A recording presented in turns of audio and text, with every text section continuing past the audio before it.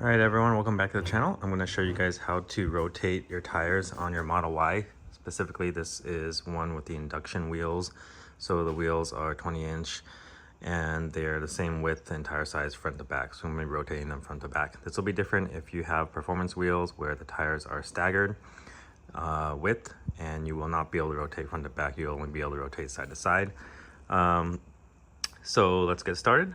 First things you're going to need are pucks for jacking up your car and not damaging the battery. You're gonna need 21mm sockets.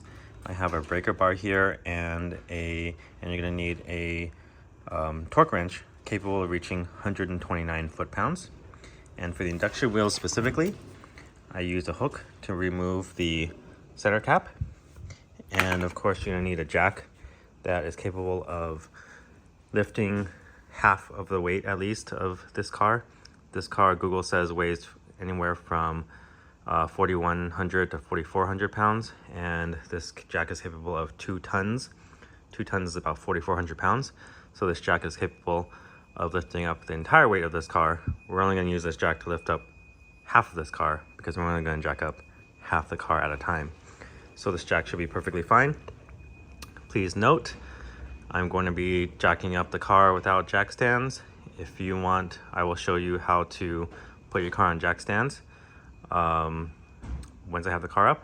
And some people debate whether you should use 2 jacks to jack up the car. I'm going to use one. I have used 2 before with 2 pucks at the same time, but I'm just going to use one this time because I'm not worried about chassis flex. But I will show you how to do that both ways. So let's get started. Okay, first step is you're going to want to use this hook tool. Just hook it right in here and pry out, as easy as that. And you're going to want to loosen the lug nuts, not remove them. You do not want to remove them completely. You're going to want to loosen them, at least for the fronts, because the rear will be held steady with the motor and the parking brake or whatever, but the fronts rotate. So you're going to want to break these loose, just like that, maybe about quarter to a half of a turn before you jack up the car.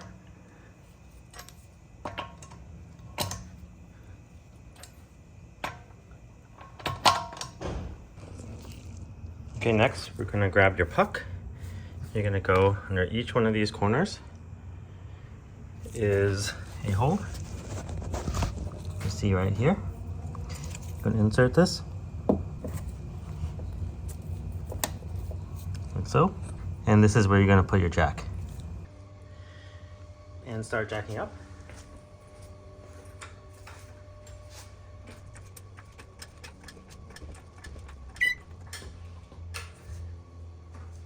Okay, so I lifted the rear until the front came off the ground.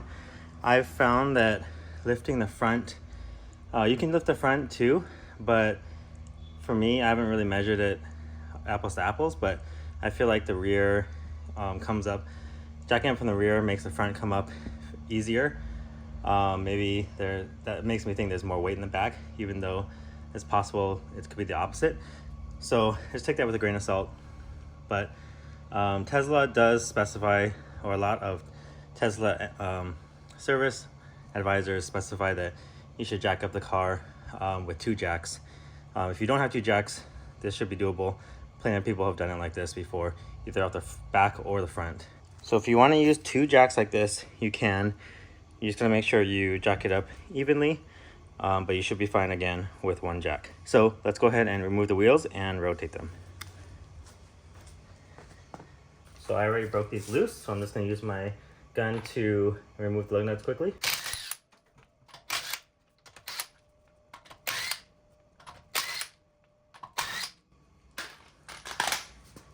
When you're pulling your wheels off, make sure you lift up and out in order to avoid hitting the inside of your wheels on your brake rotors or calipers.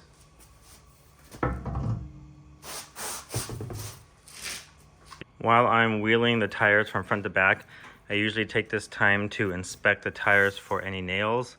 I did find a nail last time I did this and ended up plugging it, so I'll have a tire plug video out, if not out already, but that's a good time to check because you might have a nail in here. You might not be losing tire pressure, but you might have a nail in here, and then it's a good to address it before you start losing tire pressure. Quick note, Tesla does have a screw, a bolt here from the factory, and that's important to note because if you use aftermarket wheels, you always have to make sure that your aftermarket wheels have this kind of pocket here that's deep enough to accept that bolt. If not, you have to remove that bolt. If some wheels are completely flush, or they might have a pocket here that's very shallow, and so you need to make sure of that when you have aftermarket wheels. So let's go ahead and put the wheels on.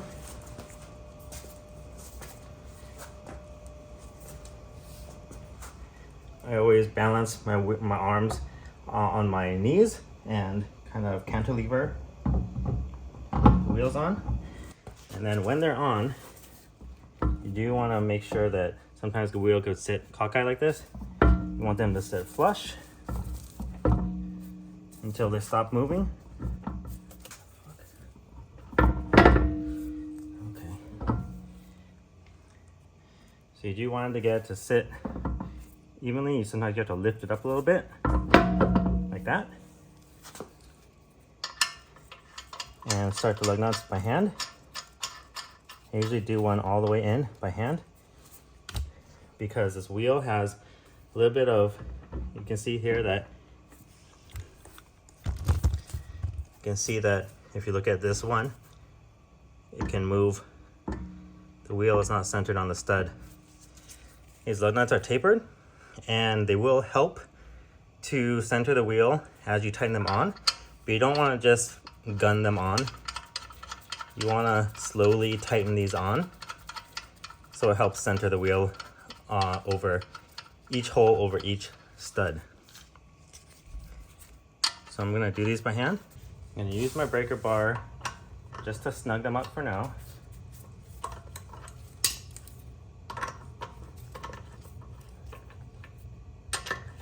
So as you tighten this even tighter, use the socket, you can see the wheel centering itself. And that's exactly what you want.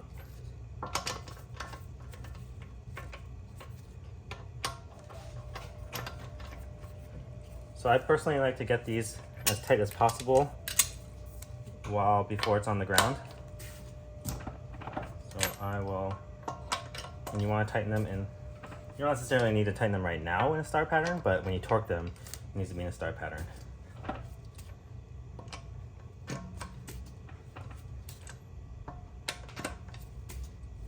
Okay, so this, very important, we're not done yet.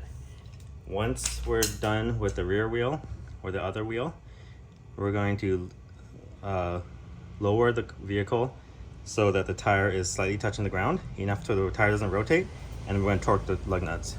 And I'm in the back now, but if you want to put a jack stand in the back and your jack is taking up the puck area, then what you can do is remove this plastic shroud. It's just held on by one 10mm bolt. Remove the plastic shroud, and right here is your shock mount. It's mounted to your lower control arm, which is a black piece. You can put a jack stand right here, right across this piece. You can have it where the curved part of the jack stand is either right underneath the shock, or the way I did it was have the jack stand this way across the control arm, right underneath the shock point.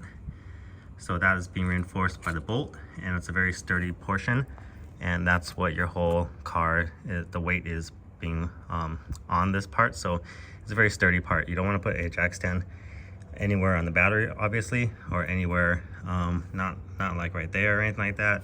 Right here would be the strongest point of this area right here. So right here, or like this. You just want to make sure that has a good amount of surface area touching the jack stand, and that it's stable before you remove your jack. Okay, so as I mentioned for the rears, the wheel is locked in position while it's in park. So torque wrench to 129 foot-pounds, and you can torque while it's up in the air. Again, torque in a star pattern.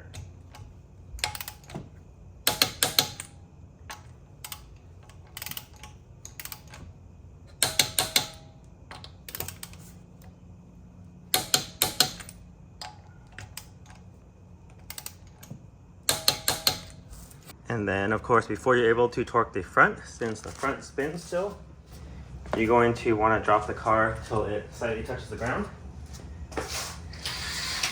and the wheel stops spinning.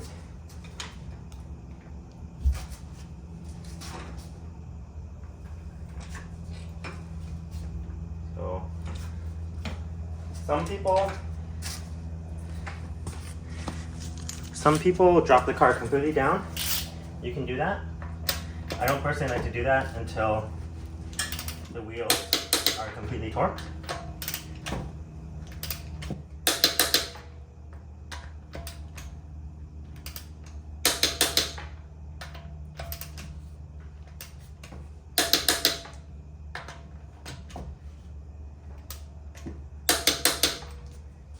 All right.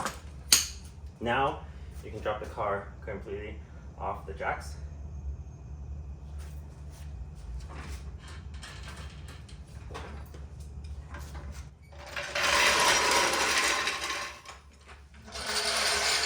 Remove the jacks, and don't forget to remove your pucks.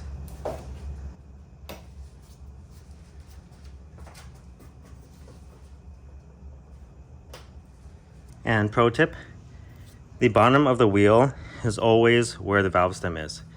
So the bottom of this T is going to go point towards this valve stem.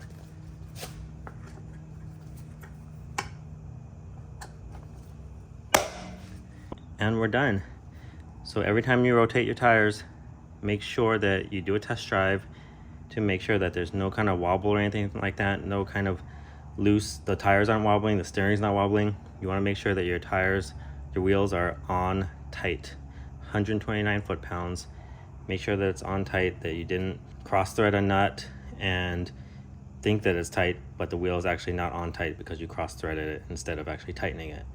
Just make sure you do that because it's your own safety. Otherwise, thanks for watching, and I will see you guys in the next one.